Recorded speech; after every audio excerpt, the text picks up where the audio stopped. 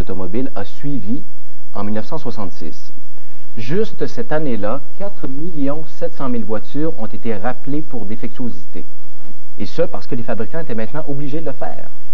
Et elles l'ont été pour toutes sortes de raisons. Ceinture de sécurité non sécuritaire, design dangereux, danger que la voiture prenne en feu ou même accélère subitement sans raison. Ce qui est assez inouï aussi, c'est que vous étiez à peu près seul. C'était David contre Goliath, contre les grands de l'automobile. Ça n'a pas été facile pour vous. Disons qu'ils ont tout essayé pour me discréditer. GM m'a fait suivre, fouillé ma vie privée, m'a harcelé. J'ai été obligé d'intenter une poursuite en dommages de 20 millions contre GM. De 20 millions. Et alors, qu'est-ce qui s'est passé par la suite? Eh bien, nous avons finalement réglé hors cours pour 425 000 $. Mais excusez-moi, il y a d'autres réclamations dont il faut que je m'occupe. Bon, alors, voilà. Bonsoir. Bonsoir, messieurs. Merci. Merci. Alors, Monsieur Dugal, on va maintenant s'intéresser à cette époque de la vie de Ralph Nader et aussi à quelques questions plus larges sur la question de la sécurité automobile. S'il vous plaît. Quelle voiture Nader dénonçait-il dans son livre Unsafe at Any Speed? Donnez-moi le nom du président de GM qui a dû faire des excuses publiques à Nader. Maintenant, j'élargis un peu les questions. Quel fut le constructeur européen qui, le premier, a installé la colonne de direction qui se défait sous l'impact? Quel fut le constructeur européen qui, le premier, a introduit le système de freinage anti-blocage aux 4 roues dans les voitures de série? Et enfin, quel constructeur américain a introduit en 1974 des coussins gonflables sur 3 modèles de ces voitures? Est-ce que vous voulez que je répète une question? Ça va. Ça va? Alors, je veux 4 bonnes réponses sur 5. Vous avez 30 secondes pour réfléchir.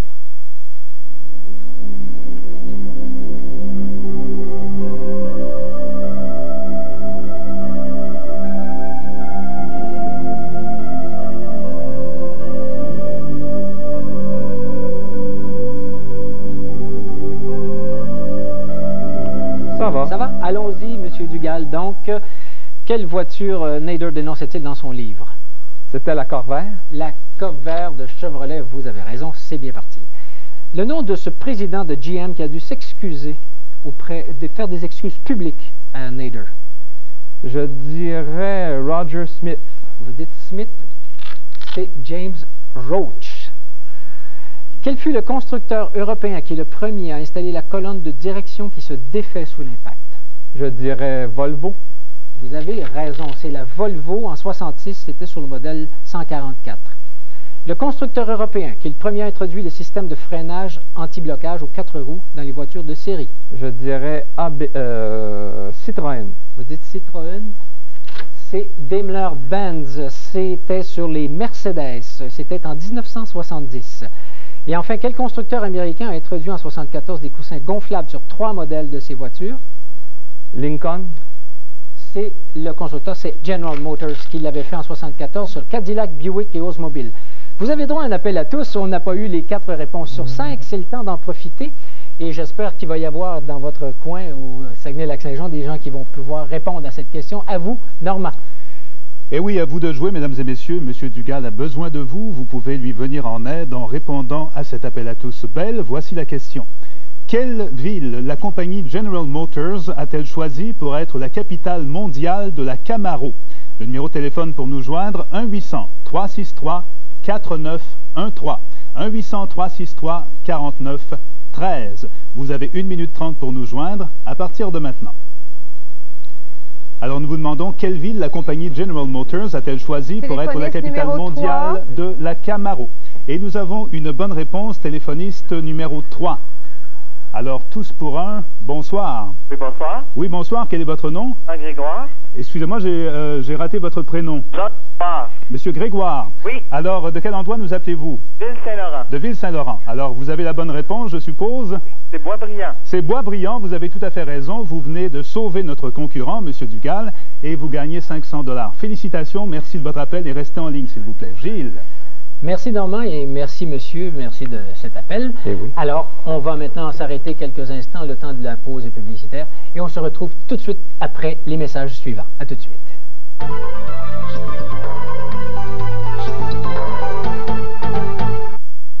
Et que c'est compliqué de voir clair dans ces affaires. J'ai vu un truc génial l'autre jour à la Banque Laurentienne. Nos comptes, nos placements, notre hypothèque, c'est assez pour mêler n'importe qui. C'est un relevé complet de nos finances qui nous sortent sur une feuille. Ça nous prendrait un gestionnaire. Ils appellent ça le gestionnaire. Je l'ai demandé. Ça nous donnera plus de temps pour autre chose. Comme la danse sociale. 1, 2, tcha, tcha, tcha. Tout le monde est quelqu'un à la Banque Laurentienne.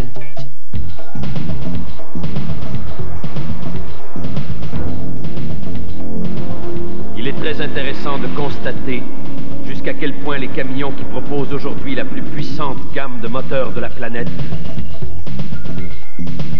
sont aussi ceux qui vous offrent les plus grandes caractéristiques de sécurité.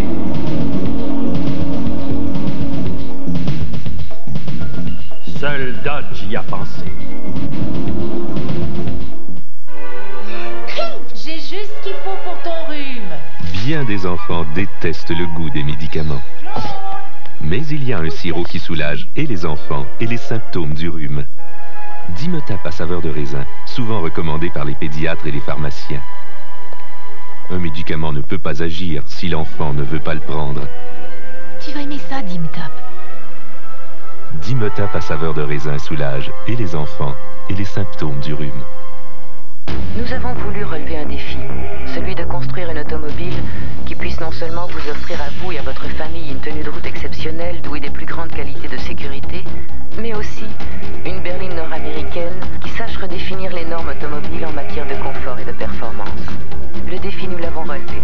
Et si la presse automobile internationale décernait l'an dernier à l'Intrépide le titre de voiture de l'année, c'est parce que nous avons compris plus rapidement que nos compétiteurs que c'est la performance qui mène le monde. Oh, ici, ça se passe plutôt bien. Oui, oui, très beau. Chez vous, ça avance? Vous faites des interurbains au Québec, au Canada, aux États-Unis. Vos horizons d'affaires s'étendent de plus en plus loin. L'Amérique du Nord devient votre véritable champ d'action. Économisez jusqu'à 50% avec le plan d'économie Watts de Bell. De toute façon, le monde est fou. En affaires, l'interurbain, c'est Bell. Pour économiser jusqu'à 50%, appelez-nous au 1-800-363-BELL.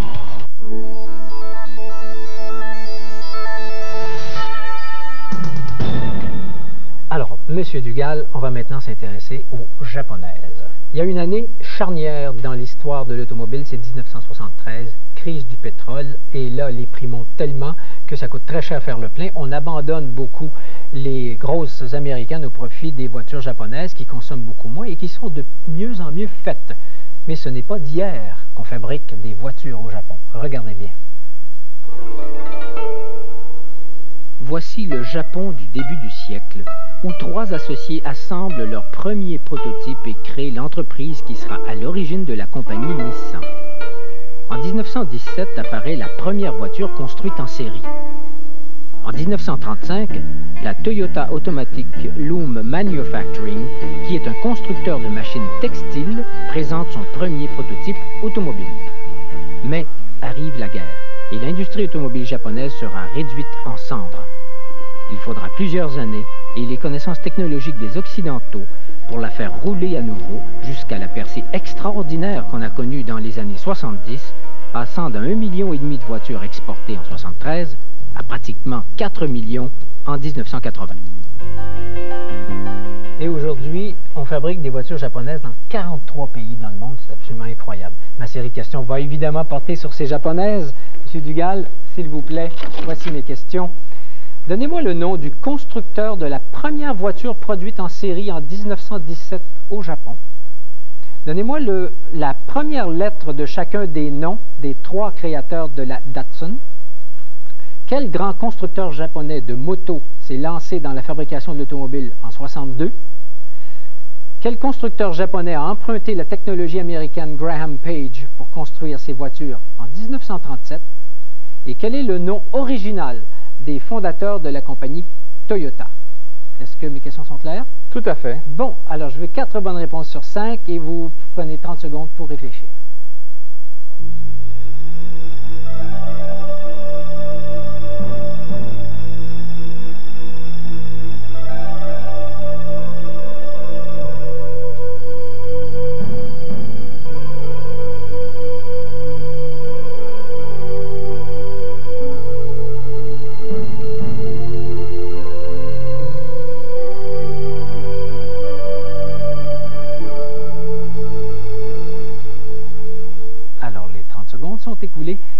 Donnez-moi, s'il vous plaît, le nom du constructeur de la première voiture produite en série en 1917.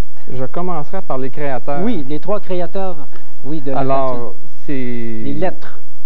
Den pour le D, Aoyami pour le A et Takeuchi pour le T. Je ne vous en demandais pas tant, mais vous avez tout à fait raison, monsieur. C'est Den, Aoyama et Takeuchi, ça fait D-A-T et on a dit Datsun. Maintenant, quel grand constructeur japonais de moto s'est lancé dans la fabrication de l'automobile en 1962? Honda. Oui, Honda. Quel constructeur japonais a emprunté la technologie américaine Graham Page pour construire ses voitures en 1937?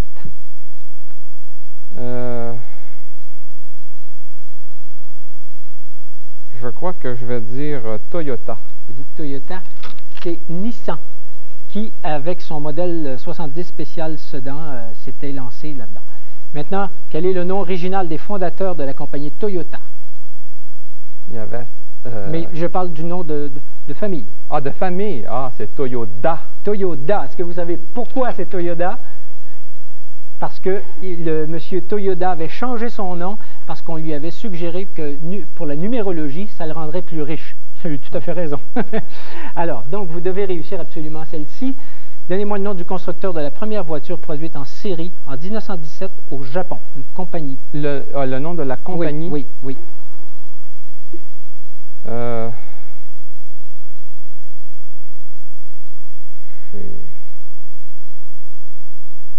Je dirais Nissan. Vous dites Nissan? C'est Mitsubishi qui, avec son modèle A calqué sur Fiat, avait fait la première voiture produite en série au Japon en 1917. Malheureusement, 3 réponses sur 5 et non 4 sur 5. Vous n'avez plus d'appel à tous, mais le jeu continue. Et oui. Et nous allons maintenant nous intéresser à une période absolument fabuleuse des années 80, au moment où les gens ont commencé à s'intéresser de très près à ces berlines européennes extraordinaires. Et ceux qui ont vraiment lancé cette mode, c'était les yuppies, les Young Urban Professionals, ces jeunes qui avaient de l'argent et qui consommaient beaucoup et qui, entre autres, se sont mis à acheter beaucoup de berlines de luxe, surtout des européennes. On les regarde, ces européennes. La Volvo. Ceux qui avaient des enfants ont choisi cette voiture suédoise, la réputation de sécurité et de durabilité. Pour d'autres, ce sera la Jaguar. À moins que ce ne soit la Ferrari. Mais la grande majorité des yuppies ont préféré à toute autre marque la BMW, dont la première a vu le jour à Eisenach, en Allemagne. Alors, allons-y pour quelques questions sur ces voitures. S'il vous plaît, donnez-moi les noms des 2 constructeurs qui ont créé la Volvo en 1927. Quel est le modèle Ferrari de 1968, considéré à l'époque comme la voiture grand tourisme la plus rapide de tous les temps? Que signifient les lettres BMW? Comment s'appelait la Jaguar Car Limited avant 1945? Est-ce que mes questions sont claires? Oui, ça va. Je suis prêt à répondre. Alors, allons-y tout de suite. Donc, le nom des 2 constructeurs qui ont créé la Volvo en 27. Larsson et Gabrielson. Eh bien, oui, Gabrielson et Larsson, vous avez tout à fait raison. Le modèle de Ferrari 68, considéré comme à l'époque la voiture de grand tourisme la plus rapide de tous les temps. La 365 GTB4 Daytona. Oui, monsieur, la Daytona, qui était un 12 cylindres en V. Que signifient les lettres BMW? Bayerische Motorenwerke. Eh, c'est beau de vous entendre dire ça. Vous avez tout à fait raison. On va trouver des noms italiens pour vous faire chanter. Maintenant, comment s'appelait la Jaguar Car Limited avant 1945? Ça s'appelait Swallow Sidecar. Oui, c'était la SS Car Company. Ouais. Et après la guerre, étant donné qu'il y avait eu les bombardements allemands et que ça avait détruit la ville où c'était installé, le mot SS n'était pas très bien vu, donc on a changé le nom. 5 sur 5, bravo, c'est formidable. Et si vous voulez, dans le dernier îlot, on va s'approcher de la reine, de l'impératrice des voitures, la Rolls-Royce. Si vous voulez bien me suivre. Cette Rolls-Royce-ci, eh bien, c'est une simple corniche de 1976. Vous l'avez regardé en face. Une voiture qui vaut $250 000, paraît-il. C'est le rêve. Quand on rêve de le conduire, on rêve de s'y balader. Et en haut de la calandre, il y a cet oiseau extraordinaire et qui symbolise le ecstasy, qui symbolise la richesse. Alors, Rolls et Royce, les voici. L'association de Charles Stewart Rolls et de Frederick Henry Royce date de 1904, alors que les deux hommes signent une entente dans un hôtel de Manchester où Rolls s'engage à vendre toute la production de Royce. 6 ans plus tard, Rolls est blessé mortellement dans un accident d'avion. Mais Henry Royce, le créateur de la voiture, dirigera la destinée de sa compagnie jusqu'à sa mort en 1933. Il aura tout au long de sa vie, pour lui et ses employés, un seul but, la perfection.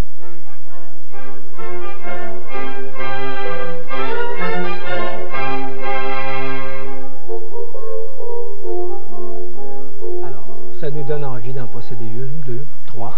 Je vais vous poser quelques questions et on pourra peut-être ensuite s'asseoir dans cette voiture de rêve. Monsieur Dugal, quel est le nom du créateur de l'ornement Spirit of Ecstasy qu'on voit sur les calandres? Quel nom portera la Rolls-Royce 4050 HP exposée à l'Olympia de Londres en novembre 1906, celle qu'on a appelée la première vraie Rolls-Royce? À la mort de Royce, les lettres RR sur les voitures changent de couleur. Du rouge, elles passent à quelle couleur? Quel modèle Rolls-Royce fut construit exclusivement pour les familles royales et les chefs d'État un peu plus tard?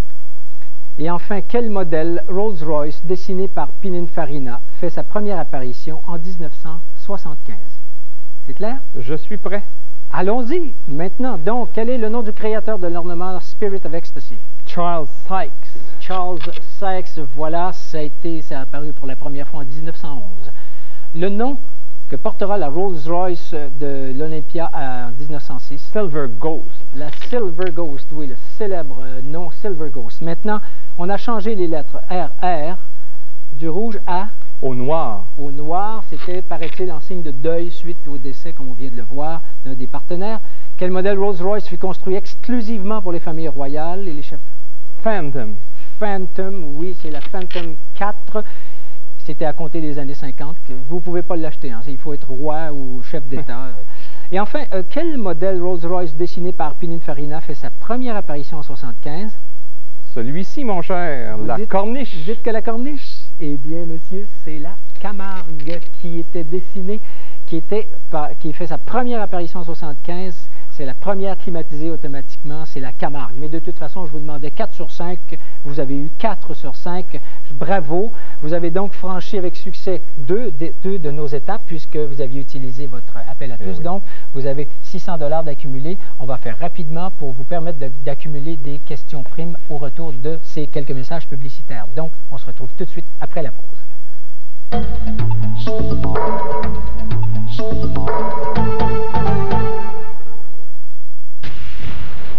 Le monde, jadis si vibrant, s'épaissit dans l'ordinaire des murs en préfini de la médiocratie belge, dans le chic moche et le toc terne. Mais tout le déjà-vu et l'ordinaire de la vie, nous, on connaît pas. Voici la toute nouvelle Volkswagen Jetta. L'ordinaire connaît pas. J'ai juste ce qu'il faut pour ton rhume. Bien des enfants détestent le goût des médicaments.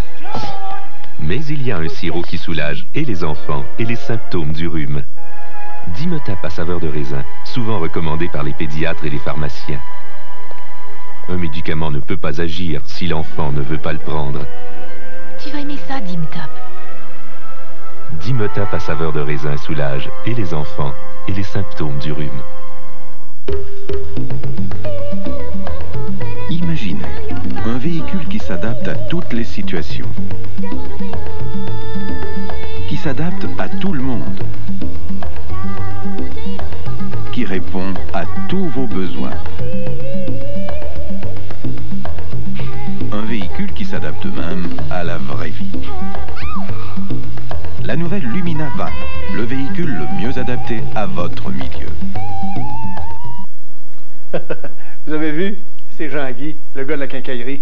La semaine passée, vous ne l'auriez pas vu, il y avait assez de buée dans mes fenêtres, on voyait rien. Mais Jean-Guy, lui, a vu le bobo. Gérard, t'as trop d'humidité, qu'il me dit. Ta maison est tellement bien isolée qu'elle manque d'air. Je lui dis, hein? Qu'est-ce que je vais faire? Il me dit, tu vas t'installer un échangeur d'air à récupération de chaleur Venmar. Avec ça, tu vas contrôler ton humidité puis tu ne perdras pas toute ta chaleur. Je lui dis, parle-moi donc du service puis de la garantie. Il me dit, fais-toi-en pas, mon Gérard, tu peux respirer, c'est un Venmar.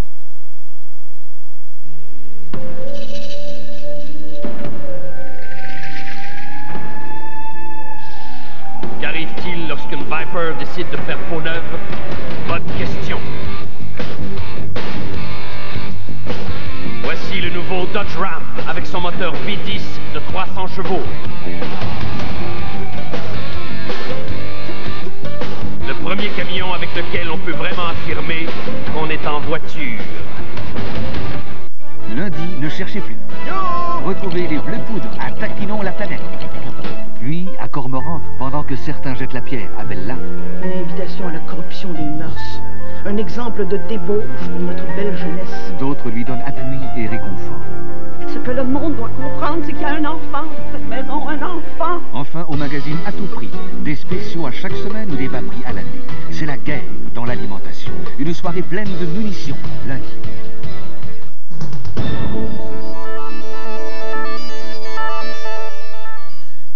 Voici un aperçu des concours auxquels vous pouvez encore vous inscrire si vous voulez devenir concurrent à Tous pour un. Tout d'abord, la chanson de chez nous. La date limite, c'est très bientôt, c'est la semaine prochaine, soit le 3 novembre. Notre adresse est la suivante, Tous pour un, case postale 9095, succursale Centre-Ville, Montréal, Québec, H3C4M6. Et pour Agatha Christie, la date limite d'inscription est le 17 novembre. Nos prochains concours vont porter sur Adolf Hitler et aussi le baseball. Monsieur Dugal a gagné ce soir jusqu'à maintenant 600 $. C'est offert par la Banque Laurentienne. Gilles. Merci Normand. Allons-y rondement pour quelques questions primes. En 1967, Panard et Levasseur s'associent avec un partenaire plus puissant chez eux. Lequel? Citroën. Oui, vous avez raison. Quel fut le premier modèle de la Ford Motor Company? Le modèle A. Oui. Quel pays a exigé des plaques d'immatriculation dès 1903? Le Québec. Non, c'était la Grande-Bretagne. Donc, vous avez 600 $ plus 600 $, ça vous fait 1200 $, Monsieur Dugal. Je vous remercie beaucoup. Je sais que vous connaissiez les réponses. C'est une distraction que vous avez ratée, mais c'est le jeu. Bravo. Merci. D'avoir été parmi nous. La semaine prochaine, ne manquez pas l'émission, parce que la semaine prochaine, on commence Tintin.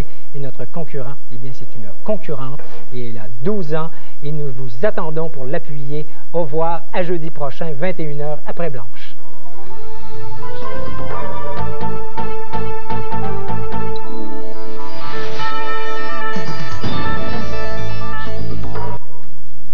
La vie amoureuse de René Lévesque à Raison Passion. C'est Denise Bombardier, je vous invite samedi, 18 h 20. Dans un moment, la chanteuse Wilhelmina Fernandez vous reçoit sur invitation.